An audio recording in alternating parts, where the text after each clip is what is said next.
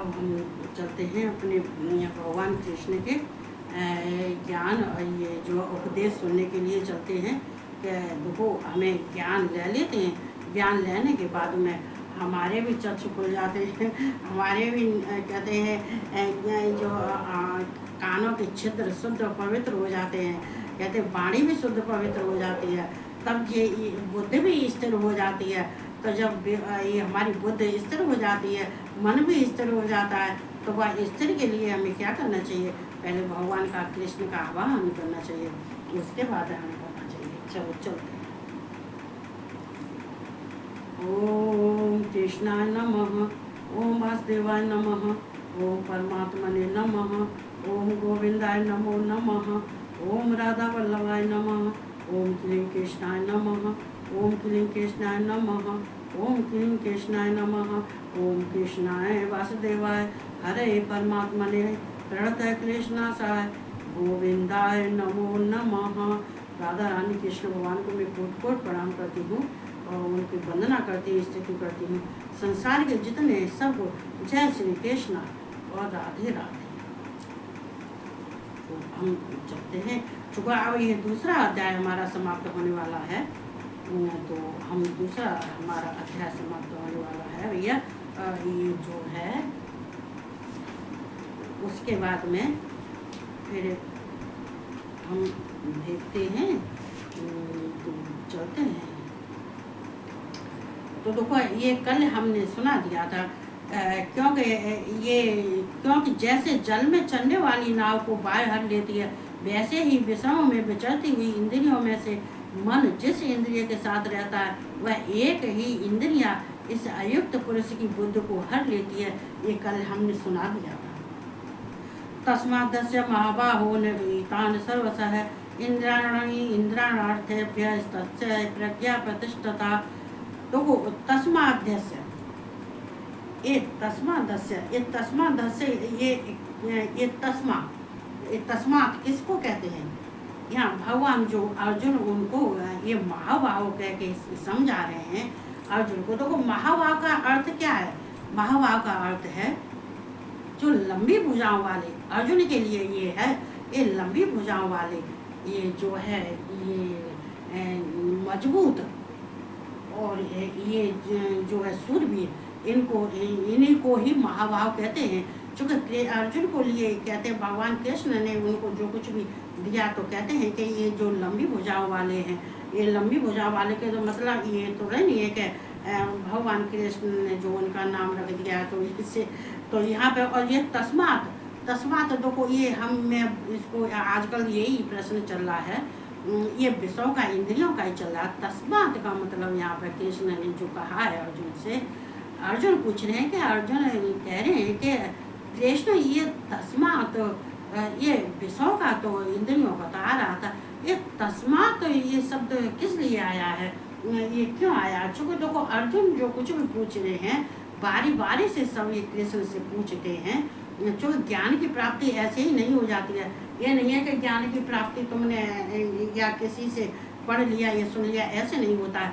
इसका पूर्ण ज्ञान प्राप्त होना ये अपने में बहुत ही महत्वपूर्ण होता है। तो यहाँ पे इसलिए ये पूछ रहे हैं, इसका मतलब ये तस्मात का ये कृष्ण बता रहे हैं कि अर्जुन तुम पूछ रहे हो, तस्मात का मतलब है कि जिनकी मन इंद्रियां और बुद्धि बस में नहीं होती है और वो पुरुष जो क्या कहते बस में न होने के कारण वो स्वतंत्र होता है, वो ये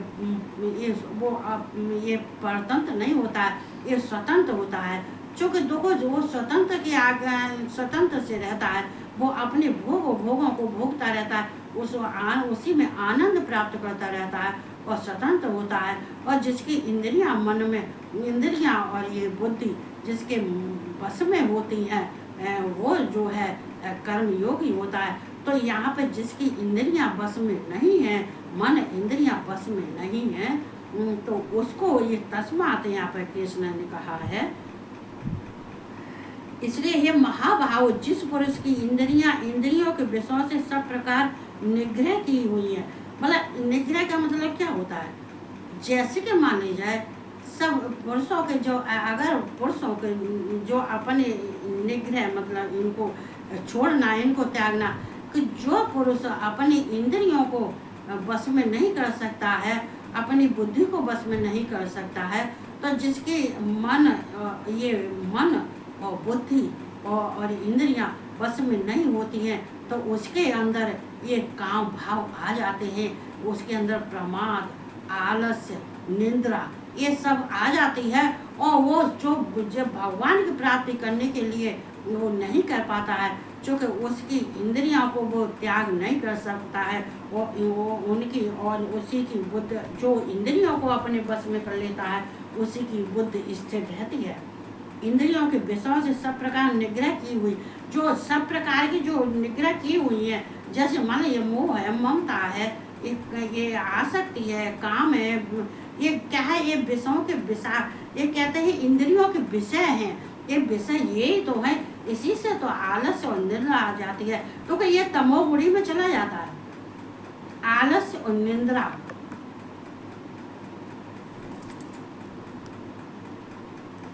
ये आलस और निंद्रा ये तमोगुणी में चला जाता है। तो ऐसे जो ऐसे इंसान जो मनुष्य प्राणी होते हैं, ऐसे नहीं कि बुद्धि कभी स्थिर नहीं होती है, और इंद्रियों विषयों से सब प्रकार निग्रह की हुई उसकी बुद्धि स्थिर हो जाती है। और जिसके इंद्रियां विषय में इनके मन बुद्धि और इंद्रियां इनके बस में होती हैं, तो उनकी बुद्धि भी स्थिर हो जाती है। और जिनके बस में नहीं होती हैं, वे स्वतंत्र होती हैं। वो स्वतंत्र क्या करते हैं, स्वतंत्र होकर अपने भोगों को भोगती हैं और आनंद प्राप्त करती हैं, इसलिए तो स्वतंत्र हैं। इसलिए यह अर्जुन फिर जो इनके बस में होती हैं, उनकी बुद्धि स्थिर होती है। तो यहाँ कृष्ण अर्जुन को समझाते हैं इस तरह से, या निशा सर्वभूतानां तस्यां जागृते संयमी यस्यां जागृते भूतानि सा निशा पश्यतो मुनः। तो यहाँ कितनी अच्छी बात है, ये बात जो ये है जो कृष्ण अर्जुन को समझाते हैं कि जो प्राणी होते हैं, या निशा सर्वभूतानां तस्या जागृते संयमी, या निशा सर्वभूता सब भूत जो मनुष्य, ये रात में जो संपूर्ण प्राणियों के लिए जो रात्रि के समय है, उस नित्य ज्ञान स्वरूप परमानंद की प्राप्त में स्थित प्रज्ञ योगी जागता है। मतलब क्या होता है, यहाँ पे देखो प्रमाण दिया है, उल्लू है, उल्लू को क्या है, उल्लू के लिए प्रकाश है, दिन है, प्रकाश है, सूर्य की किरणें हैं, रोशनी है, सब कुछ है, लेकिन उसको दिखाई नहीं देता है, उसको दिखाई नहीं देता है। ऐसे ही मनुष्य जो अज्ञानी होते हैं, जिनके अंदर ज्ञान नहीं होता है, जिनके अंदर ये अपने ये जो है कर्मों का, उनके ऊपर कर्मों के कर्मों से अंधकार होता है, तो अंधकार होने की वजह से, अंधकार का मतलब ये नहीं है कि वो अंधे हैं, ये ना ही निशा के मतलब ये है कि रात, यहाँ मनुष्य से रात्रि का कोई संबंध नहीं है। यहाँ भगवान कृष्ण रात्रि का मतलब ये, या निशा सर्वभूतानां तस्यां जागृते संयमी, मतलब यहाँ निशा मतलब रात्रि का मतलब ये नहीं है कि ये जो है ये रात्रि है। भगवान कृष्ण कह रहे हैं कि जो मनुष्य अज्ञानी होते हैं, जिनको ज्ञान प्राप्त नहीं होता है, जो अपने आनंद में रहते हैं, अपने भोगों को प्राप्त करने के लिए भी वो सारे कार्य करते हैं और स्वतंत्र रहते हैं, और भगवान में उनमें कोई आस्था नहीं होती है, और ना ही भगवान को तत्व से जानते हैं। ऐसे इंसान के तो कहते हैं कि ये दिन में भी प्रकाश होते भी उनके जीवन में उनके अंधकार है। क्यों अंधकार है कि वो सोए हुए हैं, वो रात्र में जैसे इंसान सोता है उस तरह से भी सोए हुए हैं। क्यों सोए हुए हैं कि उनके अंदर भगवान तत्व का ज्ञान नहीं है, तत्व का ज्ञान नहीं है, तो क्या है, उनके लिए दिन और रात बराबर है। ये दिन भी उनके समान रात्र है। क्यों रात्र है कि वो जब कहते हैं कि जब ज्ञान आया तब हमको कहते हैं तब सवेरा, जब ज्ञान आया, बुद्धि आई, तब सवेरा। लेकिन उनके लिए तो सवेरा होता ही नहीं है, उनके लिए तो सिर्फ ये सूर्य की रोशनी ही नहीं है, उनके अंदर प्रकाश ही नहीं, क्योंकि उनके अंतःकरण में जो अंतःकरण की ज्योति है वो ज्योति अंधकार में पड़ी हुई है। क्योंकि अंतःकरण शुद्ध नहीं है, ये विषय भोगों में इतने मस्त हैं, इतने आनंद प्राप्त कर रहे हैं कि इनको अपने ना ही इनको भगवान से मतलब है, ना ही इनको ज्ञान से मतलब है, ना ही उनके भगवान के स्वरूप का और उनको ज्ञान है। जब ज्ञान नहीं है तो अंतःकरण में अंधकार पड़ा है।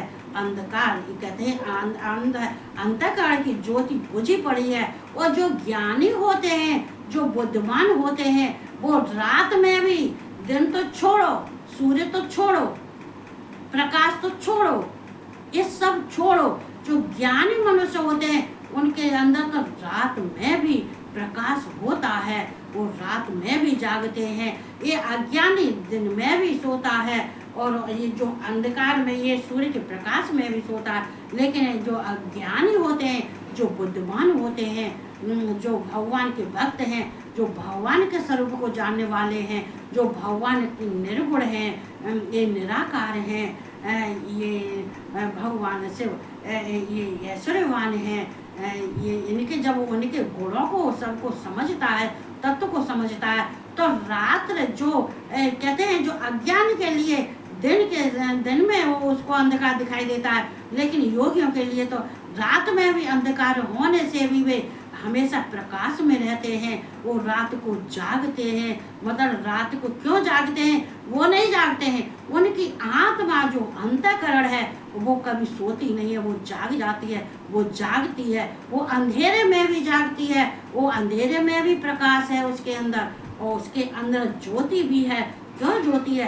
अंधकार में भी ज्योति है, क्योंकि ये भगवान को जो तत्व से जान जाता है, भगवान को जो प्राप्त कर लेता है, तो जो भगवान कहते हैं कृष्ण को प्राप्त करने के बाद में उसके अंदर रात्र में भी प्रकाश होता है, वो रात्र में भी नहीं सोता है। अज्ञानी होता है वो रात्र में, कहते हैं दिन में भी सूर्य के प्रकाश में भी वो अंधकार उसके होता है, जैसे उल्लू का होता है। कृष्ण ने बहुत अच्छी बात कही है, अर्जुन को इतना अच्छा समझाया है कि हमें किसी चीज को पाने के लिए, हमें भगवान प्राप्ति के लिए, हमें ईश्वर के प्राप्ति के लिए हमें अपने को जगाना पड़ता है। हमें जो अपने सोते हुए अपने मन को जगाना पड़ता है, सोते हुए अंतःकरण को जगाना पड़ता है। नहीं जगता है, झकझोर के जगाते हैं, उठ जा, सवेरा हो गया, सूर्य की किरणें ये फैल गई, सूर्य निकल आया है। इसके लिए चूंकि ये अंतःकरण अगर मलिन हो जाता है और उसके अंदर अंधकार भर जाता है तो इंसान भगवान को पहचान ही नहीं पाता है। क्यों नहीं पहचान पाता है? कि वो अंधकार के समान है, वो अंधकार के समान है, मतलब निशा रात्रि के समान है, दिन में भी वो रात्रि के समान है। तो यहाँ भगवान कृष्ण उनको कितने अच्छे ढंग से समझाते हैं। उस नित्य ज्ञान स्वरूप परमानंद की प्राप्त में स्थित प्रज्ञ मतलब जो है योगी। ज्ञान मतलब ज्ञान, जिसको ज्ञान है, ये प्रज्ञ माने ज्ञान है, और इसको विद्वान भी कहते हैं और पंडित भी कहते हैं, ज्ञानी भी कहते हैं, पंडित भी कहते हैं और विद्वान भी कहते हैं। और कहते हैं ये इस योगी जागता है, स्थित प्रज्ञ योगी जागता है, वो रात में जागता है, क्योंकि उसके लिए तो दिन हो चाहे रात हो। अब मान लीजिए अज्ञान के लिए तो क्या है, वो स्वप्न, जैसे स्वप्न देखते हैं, हम सोते में स्वप्न देखते हैं, स्वप्न सब कुछ हमें साक्षात्कार दिखाई देता है, लेकिन उठने के बाद में ये सब कुछ हमें नहीं दिखाई देता है। ये जो कुछ थी ये सूक्ष्म शरीर से, सूक्ष्म मन से हम जो देख रहे थे वो देख रहे थे, बाकी बाद में वो तो सब खत्म, नष्ट। तो यहाँ पे और जिस नाशवान संसार के सुख की प्राप्त में सब प्राणी जागते हैं, परमात्मा के तत्व को जानने वाले मुनि के लिए वह रात्रि के समान है। जो चीज नाशवान है, जो क्षणिक है, जो नाशवान है, जो क्षणिक है, क्षणभंगुर है, ये जो कहते हैं ये संसार के जो सुख की, जो संसार के जो सुख है जिसमें आदमी आनंद प्राप्त कर रहा है, आनंद भोग रहा है। क्यों भोग रहा है?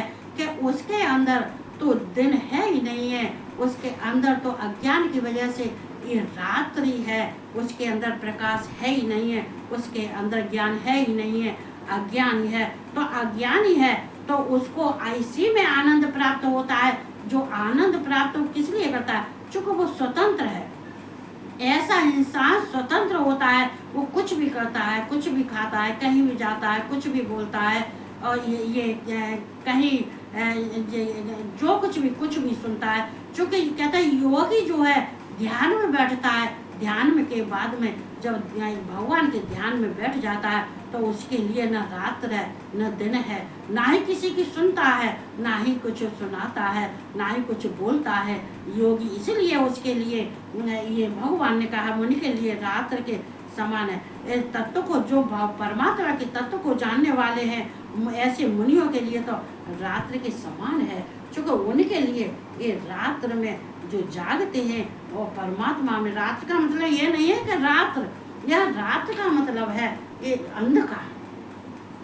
मनुष्य अज्ञानी अंधकार में है, वो अंधकार में 24 घंटा अंधकार में, सूर्य की किरणें हैं तो भी वो अंधकार में है, और रात है तो रात में तो अंधकार है ही है। लेकिन ज्ञानी पुरुष तो उन्हें रात में भी दिखाई देता है, वे रात में भी जगते हैं, दिन में भी जगते। चूँकि हमारी अंतर आत्मा जो होती है वो दिन में भी जगती है, रात में भी जगती है। चूँकि परमात्मा की प्राप्ति होने के बाद में हमारे मन से, हमारे मनुष्य के शरीर में फिर जो हमारे विषय विकार होते हैं, ये प्रमाद होता है, ये आलस्य होता है, ये निंद्रा होती है, जो तमोगुणी होते हैं हमारे, वो हमारे अंदर नहीं रहता है। ये आसक्ति है, काम है, क्रोध है, ये सब चीज़ें, ये सब ये विषयों के, ये इंद्रियों के विषय, इनके विषयों के जो सब विषय निकल जाते, विषयों के विषय भी निकल जाते हैं। ये रस रूप गंध स्पर्श ये भी है।